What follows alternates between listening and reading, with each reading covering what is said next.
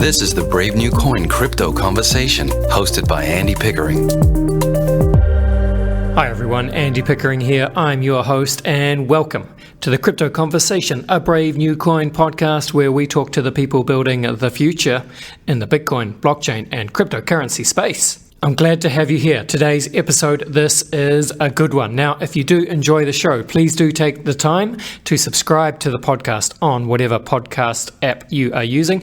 And if you're an Apple user, please do give us a 5-star rating and even leave us a nice review in the Apple Podcast app.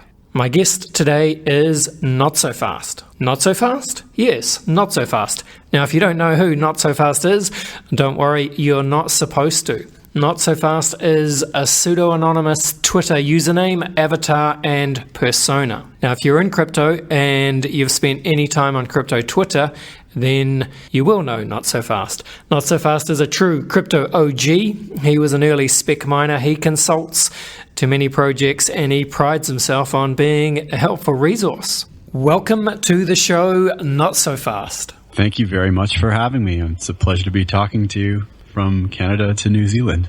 It is a pleasure to have you here. I suppose we should start off with your name. Where does Notsofast come from? So it started off as an IRC handle in the Dogecoin chat rooms where I was asking questions about figuring out how to mine Dogecoin in early 2014. Somehow the handle was available. You would think it would be a pretty common pick, but it was available. And it's sort of a personal mantra at the time too. I was really excited about crypto, having heard about Bitcoin before, but thinking it was a bit stuffy and libertarian, and Dogecoin was a lot more fun angle to get into it via. So Notsofast was sort of a visual reminder for me to don't FOMO into this. Take your time, don't over risk anything. Yeah, that's pretty much where it came from. Temper your enthusiasm. I like that. And for a long time, Mr. Notsofast, I think you're a mostly anonymous Twitter avatar, right? So people knew you as I say, an anonymous Twitter person who went by the handle Notsofast. And I think you've tried over the years to be a good actor in the space, right? You've been a helpful resource and almost a pillar of the community, if you don't mind my saying so. I'm very humbled to be seen like that. But yeah, I've tried to sort of set a good example is how I see it. And the interesting thing is when you act anonymously or under a pseudonym, you kind of get a do-over in terms of starting a reputation. And my reasoning was that if I can take a blank slate and build a solid reputation by setting a good example of how I would want crypto people to act in this, space, which at the time was really, really young.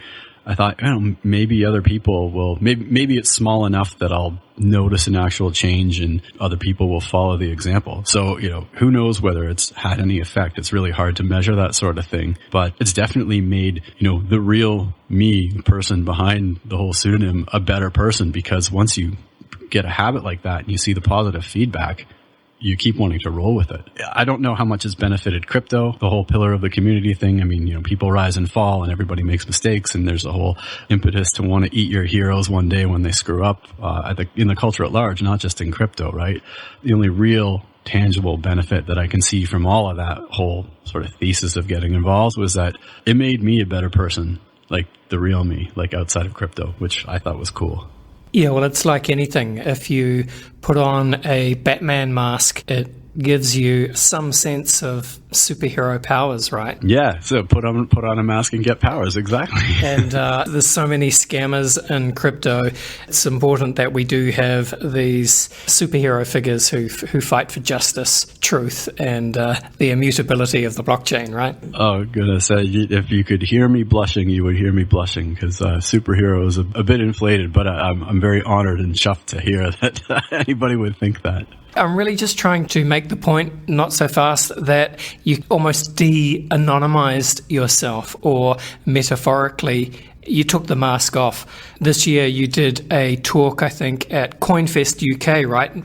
That's right. Yeah. Tell me about the talk and what took you to Manchester, but also talk me through the process of, what it's like to come out from behind an anonymous, high-profile crypto Twitter persona and effectively walk onto the public stage. The really interesting thing about that was the organizers of the event totally got it, totally got my needs, and were willing to work with me on preserving my anonymity or pseudonymity while getting involved. So all the organizational steps and communications, they did it all without knowing my name or to their credit, without really knowing whether I would show up, All they had was a promise over email and I guess a track record of someone attempting to keep their promises. Part of the whole reason for the talk was, aside from also being involved with a project that was helping sponsor the event and sort of being offered the stage time, I'd also grown a bit frustrated with the quality of dialogue happening in the public forum, because Twitter's kind of the only place where we do get to talk crypto and all interact together. And as I'm sure you are keenly aware, it's not always pleasant, and it frequently devolves into just shouting matches and blocking and signaling and all this stuff that doesn't get a whole lot done. Then people sort of retreat back into echo chambers where there's no argument, and that's not quite so positive either. In trying to be a good actor and a positive example, I've also tried to remain neutral and staying away from any kind of groupthink that might be taken up, and I'm not sure how successful I've been with that, but I try to do it in order to keep a clear head and a clear perspective and as much objectivity as I can about what I see happening in crypto, and then relate it, if possible, in my own words to everybody that's following me, so that maybe nobody else is as likely to get caught up in a groupthink or get caught up in a scam or anything like that. Yeah, I hope that makes a bit of sense. That makes sense. And I think another way of putting that is that famous quote from The Dark Knight, which is, you can either die a hero or you live long enough to see yourself become the villain. That's exactly right. So are you suggesting that maybe I better kill off the persona or set an end of shelf date for it so I don't become a villain then? Well, I think it's just those are just some words that we all need to watch ourselves by, right? Yeah. Well, it's important not to let any of this go to my head and or take it too seriously. And that's something else I liked about getting involved with crypto in general. I thought Bitcoin was taking itself too seriously and it would never catch on. And Dogecoin, the reason for me getting involved was the antithesis of that. It wasn't serious at all, and yet it was a way to get involved. All right. Well, let's come back to Dogecoin. I know a lot of crypto OGs have found their way into the space via Dogecoin, but let's maybe just try and wrap our heads around what the Notsofast macro crypto thesis is. I'm not sure exactly what it might be, but I think I could take a stab at it. I'd love to hear you. Try. Yeah. All right, this is fairly simplistic, but so my prediction is that the Notsofast crypto thesis, and it's quite simple, and that thesis is that altcoins have a place and there's much more to crypto than simply Bitcoin. As simple as that is, I think that's dead on. I'm very appreciative of how easily you're able to cut that apart. I kind of tend to overstate things all the time, and I frequently get told that nobody knows exactly what I'm talking about. So you have cut to the core of it. I think that's it. And, I have to also recognize and allow everyone else to recognize that I could be just talking my book to an extent. You know what I mean? Like, sure. Bitcoin didn't inspire me to get involved, but an altcoin did. And if it happened that way for me, it would happen that way for other people. And, there's plenty of discussion around people don't really understand Bitcoin. They get excited by the potential gains that they can make from an altcoin and the whole sort of amplified market cycle that comes with things being permissionless. The story goes that everybody FOMOs into buying the top, and then they lose all their money and they learn a very expensive lesson. And what that lesson is, people have different opinions about what it is, but very often it will be that, oh, Bitcoin is the only one that won't hurt you the way altcoins do. Maybe that's the case for plenty of people. I've certainly had my share of getting wrecked on altcoins, but also some instances of good fortune. And most of all, I think the learning curve by doing, by jumping in and mining and seeing a network go from just a few early users and early miners to more and more people as the premise behind it catches on. I mean, that must have been what it was like in late 2009 for the early Bitcoin people on the cryptography mailing list that were discussing it and kicking around the white paper and trying to run the software and, breaking it and trying to fix it themselves. So I guess in a way it is a fear of missing out FOMO aspect to, and with altcoins you get to relive that every so often when something else new drops and it's fairly exciting and you think that it's a potential interesting technological upgrade or side point of adding a feature to the main protocol that's Bitcoin that sort of enables all this other creativity inside and outside of it. Let's try and look at this from a couple of different angles then. Yeah. So firstly, do you have any sympathy for, shall we say, the Bitcoin maximist position?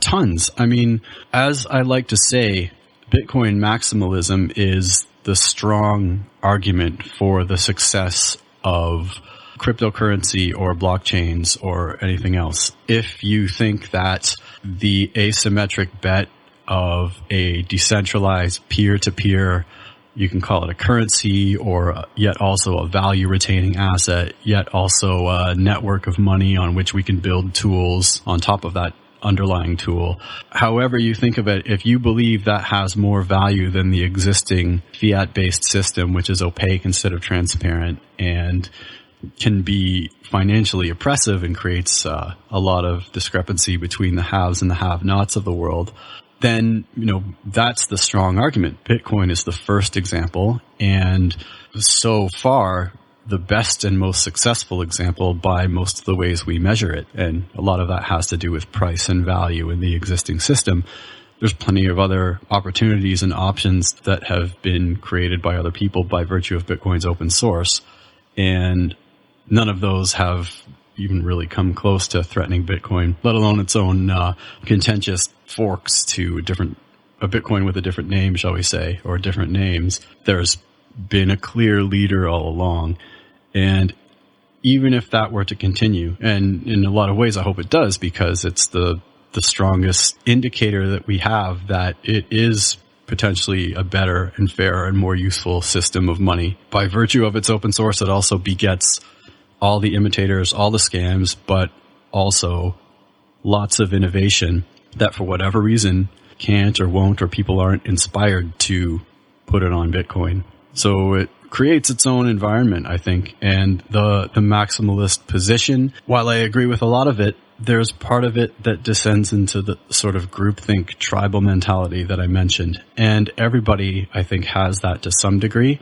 It's not a black and white situation, as much as some people might like to portray themselves as maximalists and all altcoins are scams. I think there's a few reasons for that. One of them is that it's money and all this discussion is abstracted and people arguing online, and the human element of that is lost. If you step all the way back, I feel like Bitcoin is kind of like the last improvement on money before we either die out as a species or we achieve utopia, where nobody has to worry about money because we've managed to create abundance. So that's a really long sci-fi view, but it doesn't really solve anything where we are now. And entrenching ourselves in an us versus them is not really the point. We're sort of trying to improve and uplift the human race by giving access to money and value and property in a way that maybe people didn't have before. So the end result of that is that nobody has a need to say mine versus yours anymore. It's just everything's everybody's and you have all you could want. What do you think about that? Is that too crazy?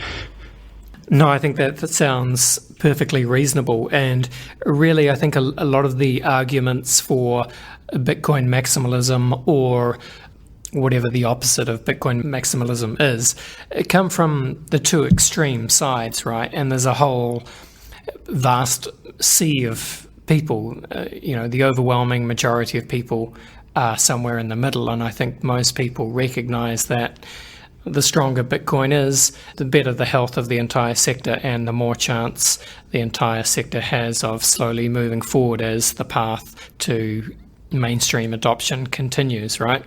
Yeah, I really agree with you on that. And I think, moreover, it's important to keep track of the fact that it's not a dichotomy for a lot of people. Like, there are a lot of altcoiners that are Bitcoiners and just play around with altcoins thinking like, well, maybe this will get me more Bitcoin in the worst case, or maybe one of these will be actual contenders. They're a bit single success cryptocurrency agnostic. They're pretty sure it's going to be Bitcoin. They're kind of hedging their bets because, let's face it, there's a lot of uncertainty, and there was tons more uncertainty when I first got involved in it. And I think a popular mindset is, like you said, the dichotomy, right? The black and white, the us versus them. And it's really easy for Bitcoiners to call themselves the us and every other altcoin, oh, well, it can't be Bitcoin, therefore it's going to fail and go to zero. Well, things are a lot more expansive and creative than that. And a lot of projects have absolutely no interest in trying to be an alternative coin to Bitcoin from, obviously where the term altcoin was coined. There's a realization amongst people creating new cryptocurrencies that no, we're not doing this to compete with Bitcoin. Bitcoin is the foundation on which we're building. I think it's just easy to, if you're in the Bitcoin camp, to revert to that early argument against altcoins that, the ones that were coming out really early on, like around the Litecoin era. I mean, Litecoin was created to be a better Bitcoin. And though it's certainly different, I've made an argument that, it's still very useful. It's arguably almost as secure and very, not orders of magnitude less. I was having a talk with a Twitter friend of mine, Ann Ambroyd, who maybe who recently wrote an article called How to Kill Bitcoin, which is a bit tongue-in-cheek, but he's trying to also show that, maybe it's worth examining the Bitcoin's remaining weaknesses from an objective viewpoint. We were talking about the network security of Bitcoin in terms of number of machines mining it, not necessarily energy or anything like that. And there's only about 4 times as many Bitcoin ASICs mining Bitcoin as there are Litecoin ASICs mining Litecoin. So by that metric, Bitcoin's only 4 times as secure as Litecoin, and Litecoin would maybe have some value there. Maybe it's overvalued if it's more than a quarter of Bitcoin's value, but maybe it's undervalued if it's less than a quarter. And that's the kind of, I don't even really want to call it an argument. It's just a point of observation using a statistic that maybe a lot of other people would rather not look at if they're in the Bitcoin camp. Do you know what I mean? I do. But I think from the point of your average, say, retail investor, the vast majority of new investors coming into the space, and let's be honest, we need those people, right? Of course. They are probably best to stay away from almost every altcoin. The only people that can do well from an investment point of view are either traders who are reasonably good at trading or have some kind of edge, or VCs, or people or miners, or people who have an early entry into an altcoin, right? Because otherwise, exactly, the vast majority of them are simply going to lose ground against Bitcoin and probably the US dollar over a long enough cycle, right? Well, we certainly saw that over the past couple of years, and that was something that it took me a while to come to terms with, because when I first got involved, you had to learn a lot about what you were doing in order to get any cryptocurrency. It wasn't easy to just straight up pay money and buy in. The easier way was to buy a GPU and go mine some yourself. Now that's been completely flipped on its head. So when I came about, you were seen as silly if you got involved without knowing how to do all that stuff and recognizing from firsthand experience and hands-on use why this was different and how it worked. And I guess that's sort of the adoption curve coming into play. The early adopters learn a lot about because they're the first, alpha testers. They've got to know how to use the bare bones. Whereas people coming along a little bit later, they're entering into it for different reasons, partly because the barrier to entry of having all that stuff to learn, they may not have the inclination to do that. And so it took me a long time to realize, well, setting a good example by saying, well, here's where you go to learn about this. Some people aren't even willing or interested, and maybe they shouldn't be. You almost don't need to see under the hood how the network works. You don't have to understand how TCP/IP works to use the internet. It's just there working. You know that if you want to go to Facebook, you type in Facebook on your phone and it goes there, or you have the app and you press on it. When we get mass adoption, that's how easy it'll be. But because our systems of money, which I guess Bitcoin is destined to replace if you're a believer in it, they're much more entrenched and ingrained in humanity's consciousness than something like the way we disseminate information. And humans are nothing if not adaptable. But still, that's a lot of entrenched systems and entrenched power structures too that would have to topple or at least give way to new ones. So bottom line is it's an exciting time, but you're very correct in saying that it has to be not only easy for people to use without having to understand everything behind it now, but it's also got to be safe. It can't be a risky investment. It has to be just a better tool. All right, let's take a quick break, and then when we come back, not so fast, I want to talk about oscillators, degenerators, Dogecoin, the state of crypto mining, and the many not so fast crypto hats. I love it. Whether you're an enterprise fund manager or a retail trader, buying and selling cryptocurrencies successfully requires price discovery you can rely on. Brave New Coin's liquid indices provide trusted US dollar prices for Bitcoin, Ethereum, and Ripple. Featuring end-of-day or intraday outputs, you can count on the BLX, ELX, and XRPLX for accurate US dollar pricing for smart contract oracles, settlement price discovery, net asset valuation, and performance analysis. Visit bravenewcoin.com to find out more. Tell me, Mr. Not So Fast, are you familiar with Willy Woo's concept of oscillators and degenerators? You know what? As much of his stuff that I've read, I don't know anything about it. Can you explain it to me? So this is a very recent chart that he put out about a week or two ago, and he did a Twitter thread on that. So we can link to that in the show notes. But it's pretty simple. Essentially, it's a chart of Bitcoin's price performance over time, and then how he maps out altcoins against Bitcoin.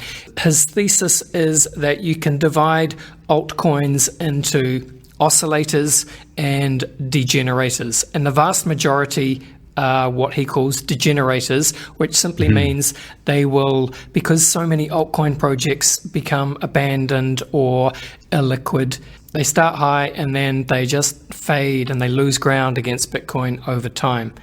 But there are some rare exceptions, and he calls these oscillators because they gain against Bitcoin and then they lose against Bitcoin, but they gain again. So they go in cycles, and that means that to be an oscillator, you need to prove store of value properties, right? Right. What I'm leading up to here is oscillators. It's not really even about cutting edge technology or new scaling solutions or smart contracts or anything fancy like that. It's simply about the Lindy effect, right? And it's simply about real world adoption and people using it. Take a guess as to what you think one of the number one altcoin oscillators would be. Well, that's fascinating. As you've been explaining it to me, I've reviewed the tweet and the charts that you've done. This is actually, thank you for showing this to me, because this is now my favorite Willy Woo missive. This is fantastic. I've never been able to put it so succinctly nor as visually as he has, but I touched on it slightly in my talk. And this will be a vector of the free to create open source creation of altcoins basically for all time, until it's not worth a try anymore, because there are just so many, and who knows if we'll ever reach that limit. But the interesting thing is, you mentioned that there has to be some kind of store of value next step on the Lindy effect from only a speculative instrument. Maybe this goes back to what I was saying before about Dogecoin. Like, on its face, he even mentions it was a joke coin. But maybe the new type of money that we need has to not be taken so seriously, because people don't like to take everything so seriously. And taking things seriously might be one of the things that separates, stuffy professionals from a sort of every person's currency and tool. There's money experts, and then there's everything else experts. But Dogecoin allowed anybody to be a crypto enthusiast without having to buy into some fringe political thoughts about the creation of money and politics and all that stuff. So maybe Dogecoin does have a store of value, and it's in its completely orthogonal approach to the existing financial system, in that it's not serious. Same thing for some other ones, and he mentions Decred as well. Decred's actually a bit of a spiritual fork from Bitcoin. So some of its creators were trying to create some bolt-on, I would call it, not layer 2 stuff, but not layer 1 stuff, sort of layer 1.5 stuff in something called BTC Suite. And for whatever reason, they weren't really able to work through the politics of getting it integrated in Bitcoin or doing it right or testing it out. And they thought, well, let's do it this way. Let's airdrop a bunch of Decred to the entire community and keep a bit for ourselves, and then just build on that. So Willy Woo states that it's at a do or die stage. And one of the things I do is, make bleedingly early, like day zero bets on altcoins if I can mine them or whatever you have. If they end up being a degen, then, I'm hoping that I exit, and there's plenty that I exit, and there's plenty that, I get married to. And I think, well, maybe this is a worthwhile venture for me to, commit some other non-monetary resources to in order to see through their project. And if it ends up that I have to, either make a decision to dump it on the market or hold it to zero, in many cases, I do the self-sacrificing thing and I hold something to zero, because I think it's wrong to, dump on the marketplace if I've, backed something ideologically. But I think there's a chance, and a proven past example, as shown in some of these oscillator charts, that things can survive and store some non-zero value that aren't Bitcoin. So thanks again for showing me this, because it really solidifies a kind of bit of a gaping hole in my philosophy. And when I hinted before and I said, take a guess at what is one of the number one oscillators, and I think you kind of answered that in a roundabout way, but I was referring to Dogecoin. And I love that you've brought up Decred, because Doge and Decred couldn't really be more far apart in terms of active development or what they're trying to do. But yeah, I totally agree with you. Like Jackson Palmer abandoned Dogecoin. He's sick of it. He has nothing to do with it. From an altcoin trader's point of view, it behaves in an absolutely textbook fashion. And part of the reason for that is simply, I think, and I spoke to Nick Patel about this, altcoin trader Nick, who I think is a buddy of yours. Yeah, and brilliant guy. Simply because old school OG traders have such a fondness for Doge. They know that when Doge is down against Bitcoin, it's something to keep an eye on, and people will accumulate it. And when and if there is an alt window or an alt season, whatever you want to call it, Doge does tend to be a leading indicator. So that's always one to watch from that perspective. Absolutely. I can agree with that. And, maybe maybe it is just nostalgia, and that we'll all us early Dogecoiners will grow old and die someday, and the legend will be forgotten. But until that point, maybe not store of nostalgia is a real thing and a real valid way of going forward. You can't keep a good dog down. Don't you worry about that. You absolutely can't. Speaking of Doge, so when I was first observing you on Twitter, that sounds a little bit stalkerish, but nonetheless, it's all public. You were known as one of these OG mining guys, and I think you said yourself you started out mining Dogecoin back in the day. And I know that the mining space has really changed a lot in the last, say, 24 months or so. Tell me a little bit of a story. Paint a picture of your journey as a miner, and then bring us up to date. And I'd love to hear your perspectives on where mining is at now. Is there any space for the individual miner or the hobbyist miner, or is it just a game for the big boys now? Where are we at? Interesting question, and I'll try to not make the history 10 books Game of Thrones level here. At the outset, when I was getting involved, really the only way to release a new speculatable asset was to create an announcement on Bitcoin Talk. A lot of us intrepid spec miners or speculative miners would set alerts for those announcements so that we would mine literally every single coin that got released. Didn't matter how good it looked, how bad it looked, and very often some of them would die out very quickly. So some of those currencies that didn't die right away stuck around and actually became successful. That dried up when it became possible to release cryptographic tokens with no underlying network of their own on Ethereum's blockchain and other chains as ERC20s or whatever other standards the equivalent. And what that did was suddenly you didn't have to attract a network of miners in order to create a network that was strong enough to support your idea. You could just create the token and then integrate it into whatever you were building. And because that one sort of level of incentivized supporters was now cut away from the equation, it became really, really easy to just say you were going to build something on a token and then kind of not do it and see how much money you could raise. So everybody that came in around the time that ERC20s were the thing that people wanted to buy and the thing that, the ICO furor was going on kind of in 2017.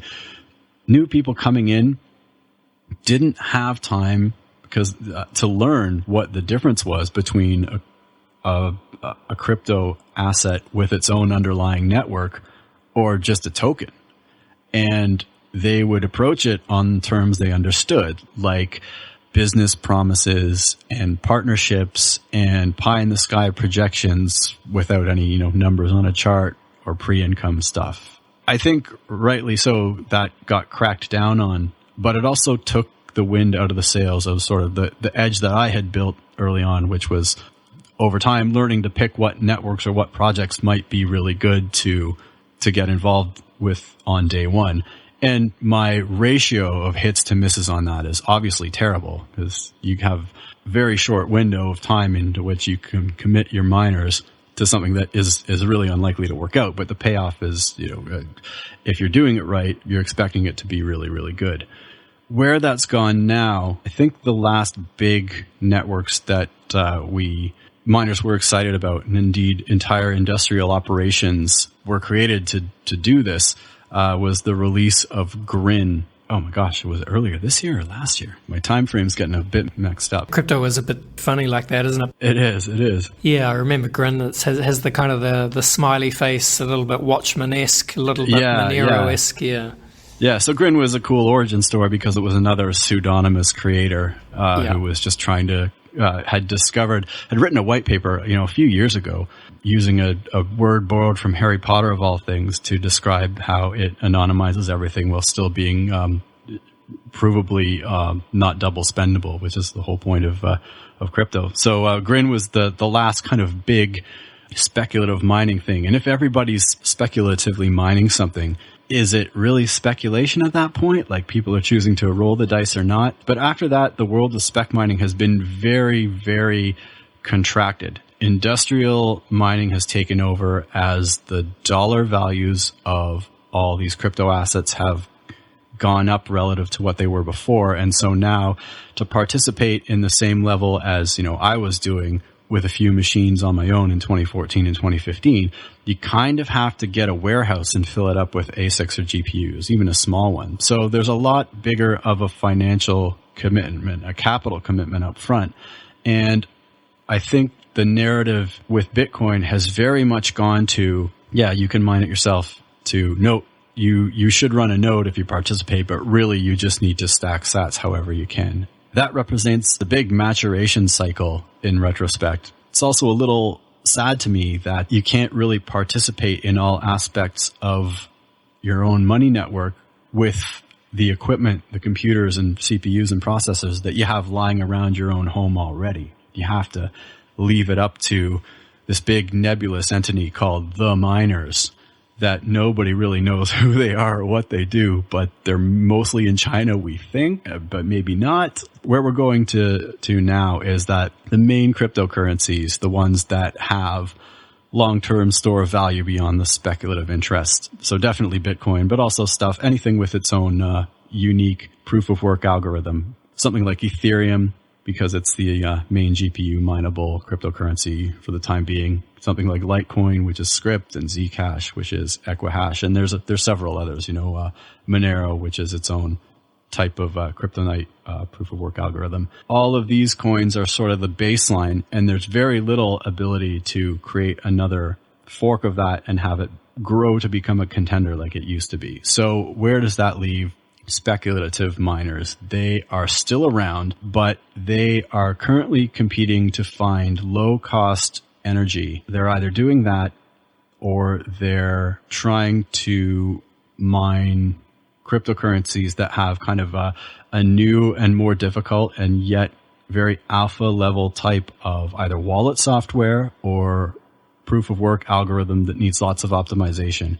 And I think I'm fully passing the torch on mining expertise at this point to that level of spec mining from me. I don't know what's going on with that anymore, but there's a Twitter user who you might know, Crypto Christopher Walken, who's got a Discord channel, and he's got such a massive amount of resources for people interested in mining to go read that when people ask me for help these days, if it's generally just where do I go for resources, he has more in there than I could ever provide on my own. And he's basically come out recently with a kind of statement on the current state of hobbyist spec mining, where he said if you have AMD GPUs, you mine these 5 coins. If you have NVIDIA GPUs, you mine these 5 coins. And if you have ASICs, well, you mine the best coin for that ASIC algo. There's not a whole lot of interplay there if it all fits in a tweet. It's definitely different from, the landscape of new stuff dropping every day that had me so excited at the beginning.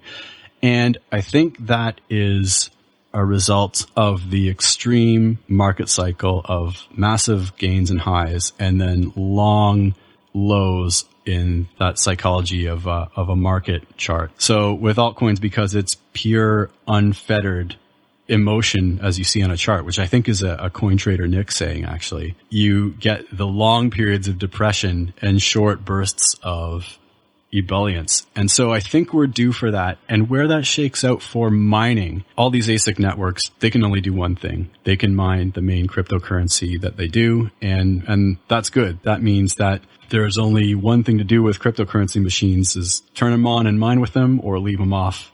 And that's built into difficulty of these proof of work networks. That's fine. They're going to stand alone. They're going to survive. They're going to keep moving up on the Lindy curve.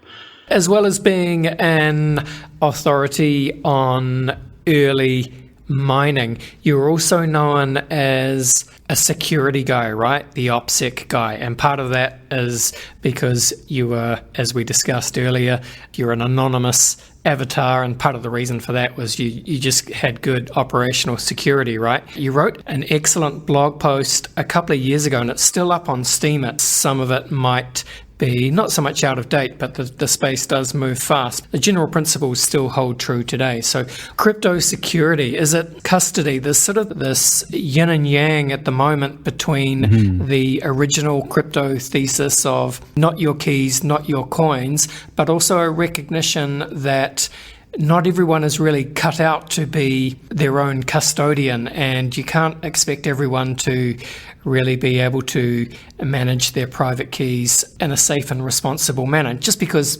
what about grandma or super young people or institutions who have different needs? There needs to be a different security model for every different use case, really, doesn't there? Yeah, I agree with you. And that's one of the biggest challenges of growth that I didn't expect. I thought, everybody's going to have to be dragged into at least, knowing a little bit and learning how to run their own wallet and keep a seed phrase safe and read a block explorer. But for crypto to really work, either all those tools have to be made easier to use and more accessible, or, some people don't even want to do that. They need a custodian. And my hope was always that there would be a better alignment of custodians with the people whose assets they're keeping in custody. And I always thought that would happen via the family unit. And, as dysfunctional as families can be, one would hope that they would be functional. And so because these assets are bearer assets, and because there's so much we do whatever we want with sort of misalignment of personal and corporate incentives and goals, that I always thought it might be better if you have a family member who is the trusted custodian of family assets and can teach everybody enough about multi-sig and how to use it so that, you can't have a family member go rogue. Because at least there's more accountability within a family unit. And I'd imagine that a healthy relationship with a family's money and savings and preserved value, that healthiness would bleed out into better management and better awareness of a family's assets and progress, even down through the generations, than just trusting a corporation to hold your crypto like it was a bank. Like, I was hoping that crypto would revolutionize money by changing who we deal with and who we trust. Because, obviously, despite the existence of these amazing trustless systems, trust is still pretty important. It's not going to go away. It's still a very useful thing for people to have and do and use. So rather than put trust in institutions, maybe we could shift that trust to smaller family units, maybe smaller institutions where there are people with faces that you deal with every day. I don't know if that's an answer that's going to shake out that way. But to your point, I would rather not have the new system look like the old system if I can help it. And family custodians are one way I think is very workable. I like that idea. I don't know how realistic it is, but it sounds quite quite optimistic and quite utopian and quite against human nature. Or does it? I don't know. I don't know how I feel about that. I like it in principle. I'm just not sure if it works in reality. I agree that it's very aspirational. But in some cases, all it has to do is work for a few people, right? For sure. If a few families can make it work really well and show prosperity, I mean, there's a reason for that saying, keeping up with the Joneses. It's very easy to compare yourself across families. And if one person in the family can be an effective custodian and show real economic health that's outwardly displayed, then, maybe, we're real good at outward displays lately, by the way. I don't know if you've noticed Instagram and all that stuff, but, I have a feeling that it's the type of thing that could go viral if it's right. But as you said, I'm very rose-colored glasses with a lot of this. Well, you're exactly right when it comes to the outward displays, the Instagram influencer lifestyle. You and me, I think we're more about that Twitter life, but each to their own. And actually, I think there is another idea that really cuts to the heart of what it is to be alive as a human in the latter stages of 2019 as we knock on the door of the next decade, the 2020s.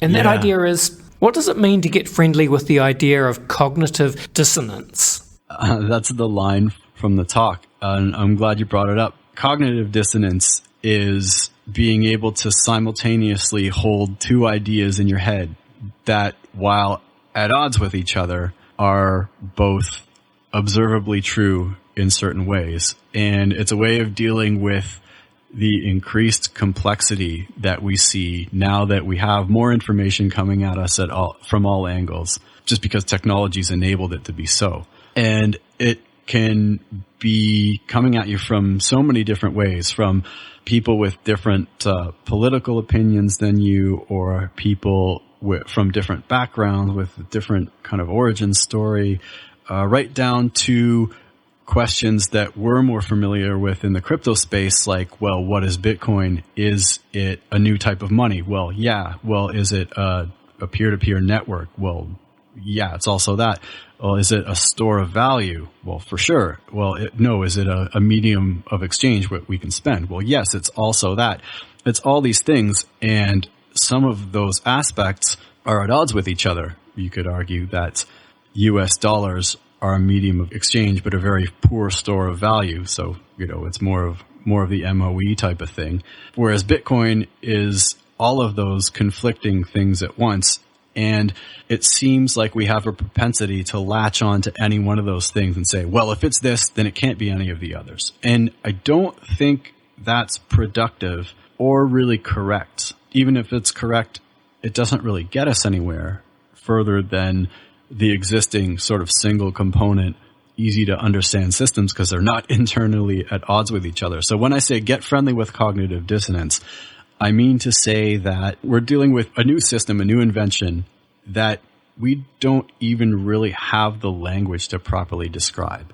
And so all we can do is describe certain parts of it, and those parts are at odds with each other. And there's actually, I realized later on after I gave that talk that there's a Chinese parable, I believe, that sort of says the same thing. There's some blind men discovering an elephant for the first time, and one of them's holding the trunk, and he says, oh, well, an elephant is just like a snake. And one of them's holding the leg, and he says, well, oh, an elephant's just like a tree. And one of them's holding the tail, and he says, oh, an elephant's just like an anteater's tongue, or something like that. And, it's an elephant. It's something completely different. But because they're blind and they're perceiving one part of it, they're relating it to something that's somewhat familiar.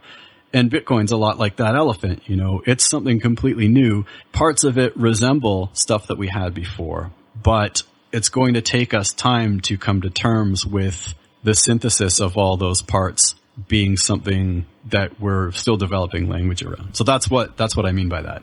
Very nicely said. And I think there's a saying or a quote that says the mark of an intelligent person is the ability to hold two opposing ideas in mind at the same time and still be able to stay sane.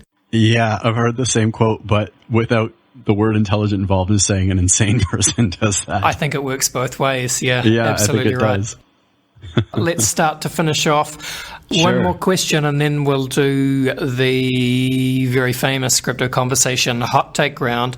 Gladly, Andy. I'm curious, Mr. Notsofast, can you just give me an idea, or whatever you're comfortable sharing? I'd love to get an idea of how many different altcoin bags you have now, or what is the highest number of altcoin bags you've ever held at one time, and what are the challenges involved in managing those kind of holdings?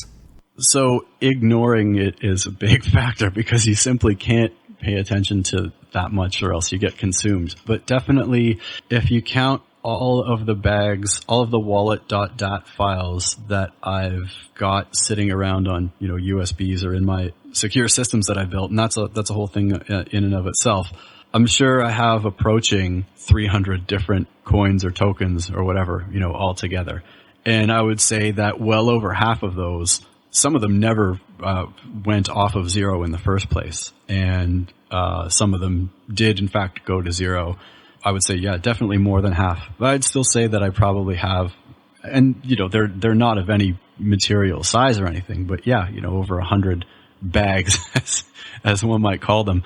And so keeping that kind of thing secure, it's actually not that hard, because a lot of them are fairly direct clones of Bitcoin, or at least they function similarly enough that once you have one protocol for securing stuff, it's pretty easy to just repeat that.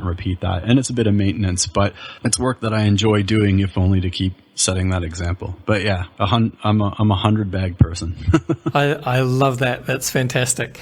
All right. Let's go to a very quick break. And then when we come back, it's Crypto Conversation Hot Takes. All right. Crypto, the asset class that doesn't sleep. The markets move quickly with profits made and lost around the clock.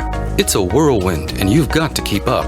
You need enhanced tools that deliver timely data and accurate analytics so you can make informed decisions.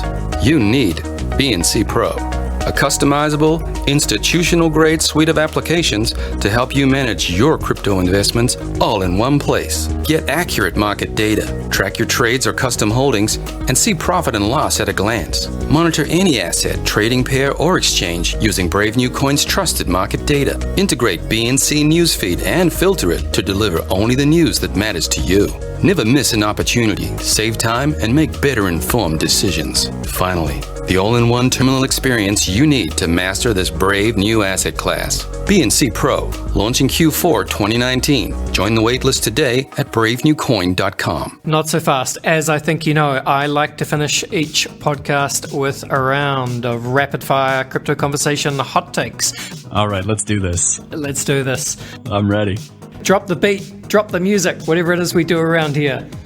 I want your hot takes, your hot fire, not so fast. Here we go. Where do you sit on the Bitcoin maximalist to multi-coin opportunist spectrum?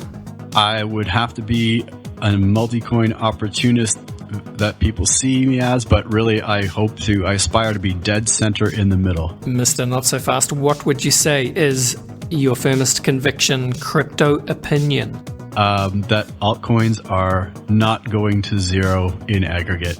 Nowhere close. Facebook's LibreCoin, good or bad for the crypto ecosystem, and why? I think on the whole, very slightly negative, because a lot of people are going to get suckered into even more control over an already irresponsible system insofar as it takes care of our data, our information that we share with each other, and our lives. Who is going to win the American presidential election 2020? Why, John McAfee, of course. Shout out to John McAfee. Shout out to John McAfee. Who is hanging out right now in a Faraday cage with Jeffrey Epstein. Oh my goodness. Yeah, that talk you had with him was fire, by the way. I love it. Thank you very much. All right. Bill Gates famously said we tend to overestimate what we can accomplish in 2 years and underestimate what we can accomplish in 10. What does the blockchain space look like in 10 years' time? 10 years from now, Bitcoin will be pretty much store of value and settlement layer only. There will be a whole bunch of fun new altcoins, including one that's probably named after a bad word that's no longer a bad word because we use it all as money, and plenty of other crappy AR/VR tokens that people use in everyday life constantly, like a Pokemon Go, except overlaid in front of your face 24/7. Wow, that sounds so much fun, doesn't it? It does. Bring it on. William Gibson said in a similar fashion, he said, the future is here, it's just not evenly distributed. What's an example of the future being here right now, but most people just aren't really aware of it? The fact that we can opt out of the current financial system in every way by using Bitcoin, if we could only, grow the balls to close a Bitcoin loop and live only off that. I think that's a really big sit up and take notice. The future is here right now, but it's difficult to do because you need to get a closed loop and a small society of people that can get by only using that with no fiat influence at all. Nice, that's a good answer. I like that. And look, as the Lindy effect continues to gather momentum, hey, could happen. Not so fast. Let's zoom out. What is the long-term future for the human race? Do you see dystopia or utopia? I see a short-term dystopia with a lot of pain and suffering, but I don't think we're down for the count. I don't think we can nuke ourselves to death as the fear was in the 70s and early 80s. I similarly don't think that we can politicize and over-inform ourselves to death with stuff that's going on right now. I really do believe strongly in younger generations. I don't like to diss millennials or exennials or anybody under them. I think they are going to blow what we did out of the water in a positive way.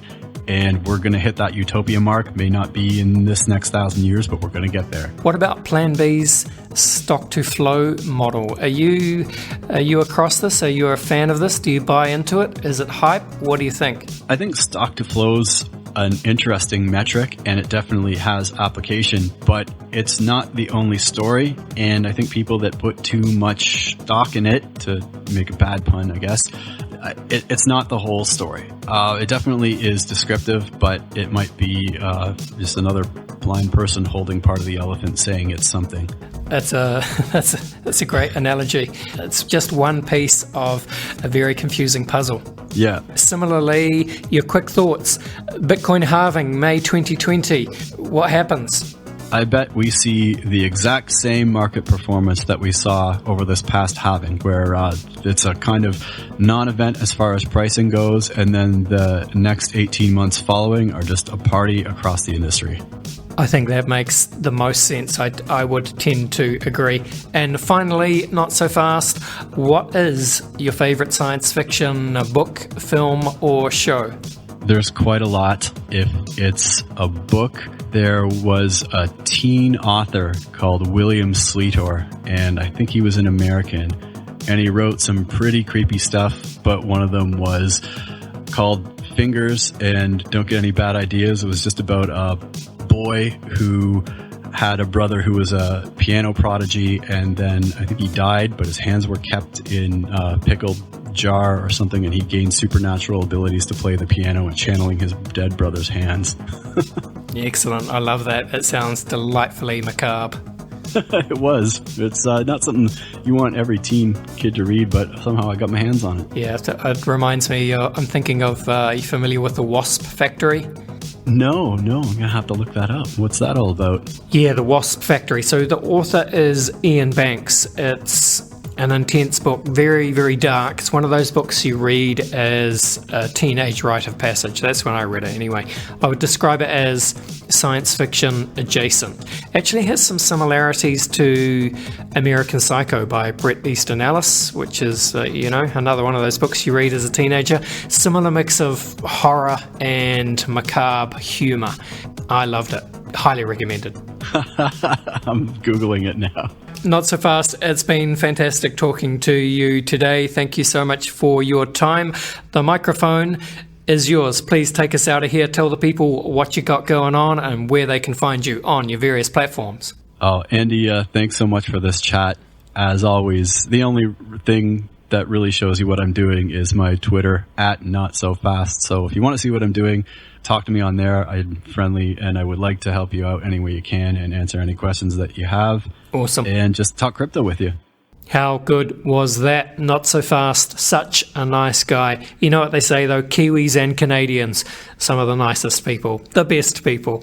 Yeah, and I love the reference to the parable of the blind men and the elephant. And I think that's my new favorite way to understand Bitcoin and crypto. It's simply Bitcoin and crypto. It means different things to different people, and none of us yet really have a firm grasp on the whole picture, on the whole system. And I don't think anyone does, and I don't think anyone can, because this thing, it is still too big and it is still evolving, and that's what makes crypto the very best and most exciting show on earth. Links are in the show notes to Not So Fast's talk in Manchester, to Willy Woo's idea on oscillators and degenerators, to the parable of the blind man and the elephant, and to the Wasp Factory. Such a good book. One of my favorite books. So dark. Link to that. I tried to find a link to the book that Not So Fast mentioned, Fingers. But couldn't find it. Never mind. Maybe he'll mention it on Twitter. Hey, if you did enjoy the show, please do subscribe to the Crypto Conversation podcast in whatever podcast app you are using. Then you'll know when each new weekly episode drops. And as I say, if you're an Apple user, please do give us a 5-star rating.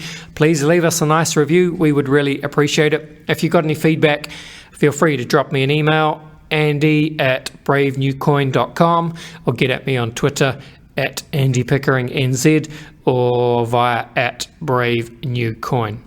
That was us. We are out of here. This was the Crypto Conversation for Brave New Coin